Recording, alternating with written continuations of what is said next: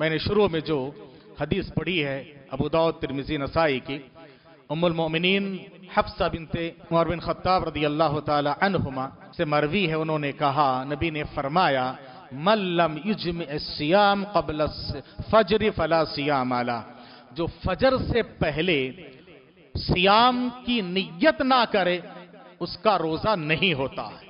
صحیح روایت ہے، صحیح روایت ہے، اور اس معنی کی روایتیں صحیح بخاری اور مسلم میں بھی، صحیح بخاری وغیرہ میں بھی پائی جاتی ہے۔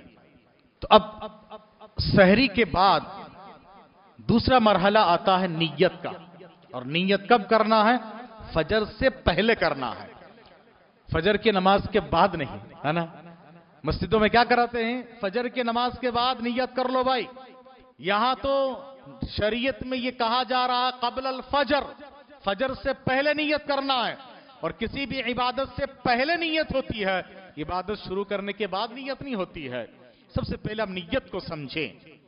نیت دل کے ارادے کو کہا جاتا ہے، انگلش میں جس کو کہتے ہیں انٹینشن، اور آپ جا کے کسی بھی ڈکشنری میں کسی بھی زبان میں چیک کر لیجئے کہ انٹینشن اور نیت میں زبان کا کوئی عمل دخل نہیں ہے، یہ وربل نہیں ہوتا ہے، اس کا تعلق دل سے ہے۔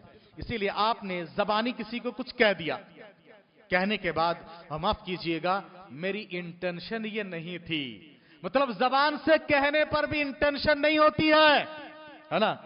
اور میں نے اس سے پہلے بھی یہ کہا کہ ایک پڑوس کے ایک مسجد میں فجر کے بعد ایک دن نیت کراتے ہوئے کیا کر دیے؟ غلط الٹا کر دیے، کہا نیت کر لو بھائی اللہم لک قسمت علی رزقک افطرت، تب بتائی روزہ ٹوٹ گیا کہ نہیں ٹوٹا؟ ٹوٹا کہ نہیں ٹوٹا بھائی؟ کیا کر لیے؟ روزہ کھولنے کی یہ روایت ضعیف ہے، روزہ کھولنے کی یہ روایت بھی ضعیف ہے، بسم اللہ بول کے کھولنا ہے، اس کے بعد ذهب الدم وابتلت العروق ثبت الاجر انشاءاللہ یہ بولنا ہے۔ آپ نے روزہ افطار، ان کے حساب سے یہ روزہ افطار کرنے کی دعا ہے، اللہم لک صمت علی رزقک افطرت، میں نے روزہ افطار کر لیا ہے۔